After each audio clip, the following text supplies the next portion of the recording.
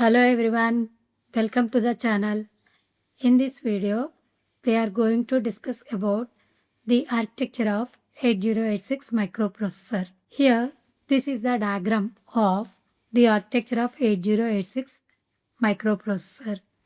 So this architecture or the CPU is mainly divided into two functional units.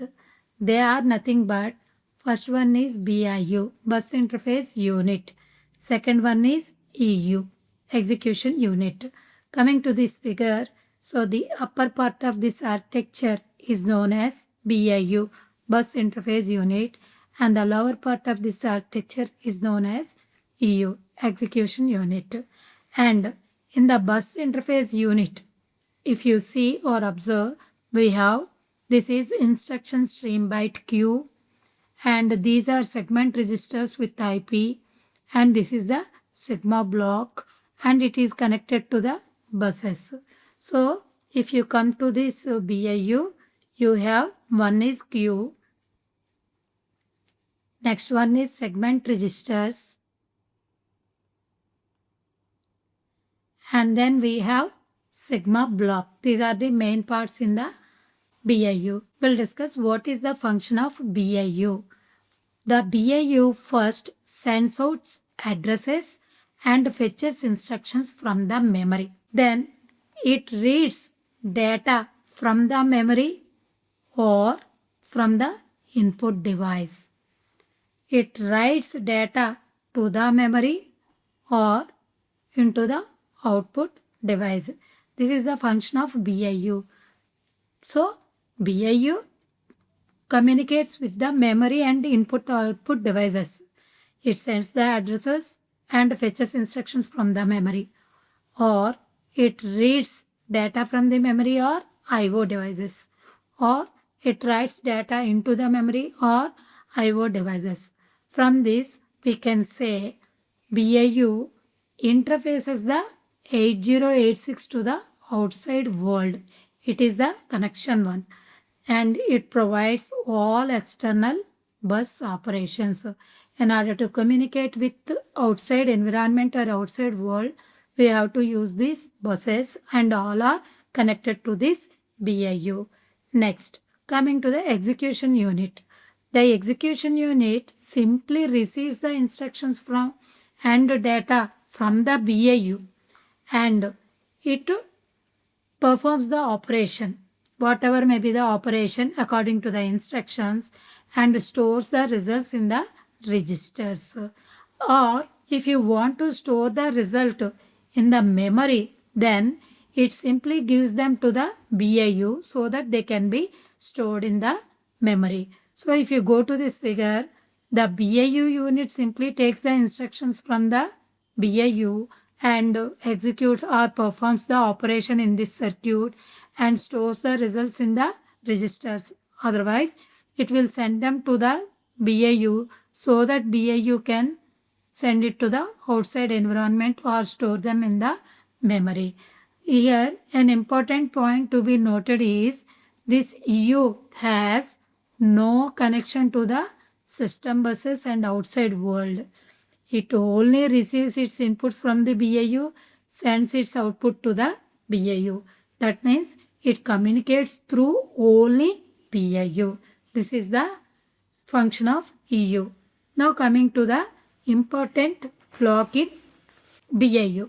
That is nothing but instruction stream byte queue. This is an important functional block in the BIU. So what is the function is nothing but only to speed up the operation. A group of registers whose characteristic is first in, first out. Here we have 6. That means it can store 6 instructions. Now what happened? The BIU fetches as many as 6 instructions from the memory ahead of time, and they are placed in the queue. BIU fetches the instructions continuously and places them in the queue, and EU decodes them and executes one by one instruction and stores the results in the BIU or store them in the registers. This is nothing but a simultaneous operation which is known as pipelining, fetching the next instruction while executing the current instruction. Because of this pipelining process only, this operation is very fast in 8086. Here this is a 6-byte instruction stream, so it can store 6 instructions at a time, each of size byte. Next, coming to the segment registers. Here we have these 4 are the segment registers. So coming to these segment registers are 4 in number and all are 16-bit registers. And they are named as core segment register CS, data segment register DS, stack segment register SS, and extra segment register ES. Then what is the use of these registers? Is nothing but it is used to hold the upper 16-bit starting address of the each segment. That means, for example, if the memory address is 5000, this is the actual address of the 8086 memory location, then it will store the upper 16-bit of the starting address of the each segment. For example, it is a core segment, then it stores the address is 5000. This is the function of segment registers. Next, coming to the instruction pointer.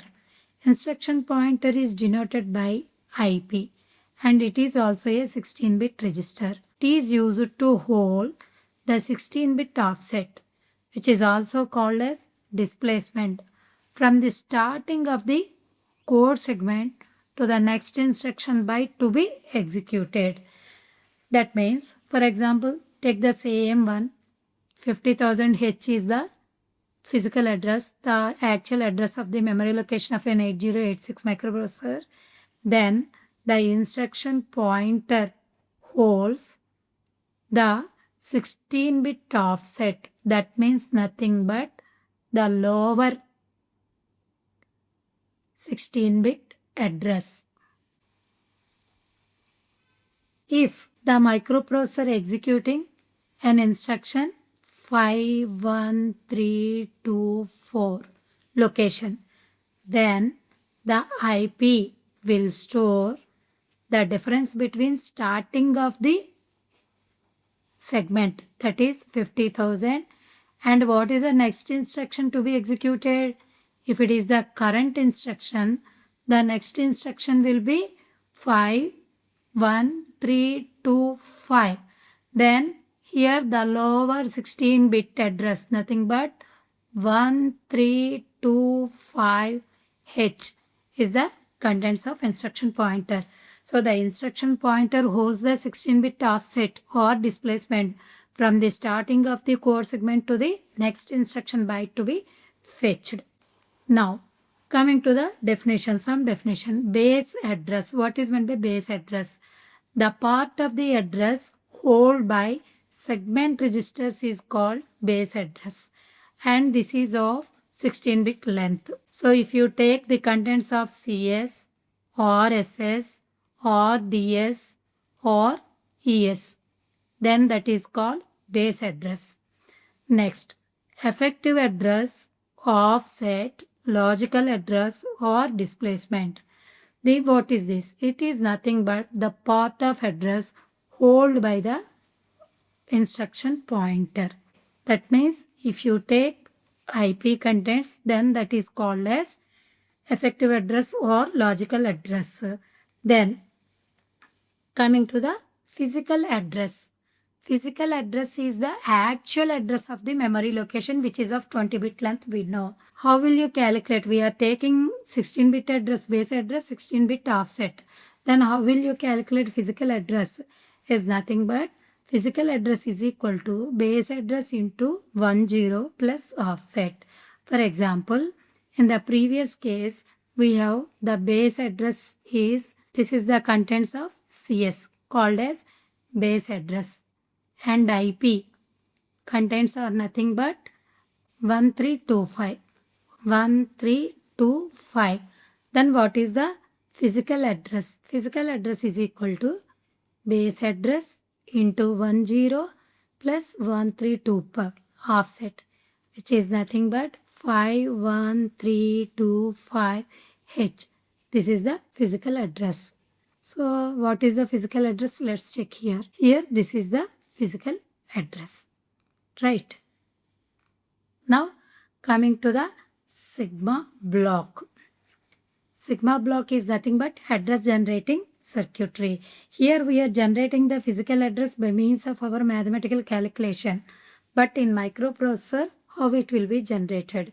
It is simply nothing but the sigma block shifts the contents of your segment register to left by 4-bit positions and then adds offset to it. So what is our previous example again? CS is 5000H. If this segment register address is shifted to left 4-bit positions, 4-bit positions in binary is nothing but 1 digit in hexadecimal, then it becomes 50000H. For this, if you add 1325, then it becomes 51325H physical address. In this way, it generates the same address. See here. This is the same address we generate here also. Here we are generating manually, whereas here the circuit generate this address. So this is the way the microprocessor generates the physical address.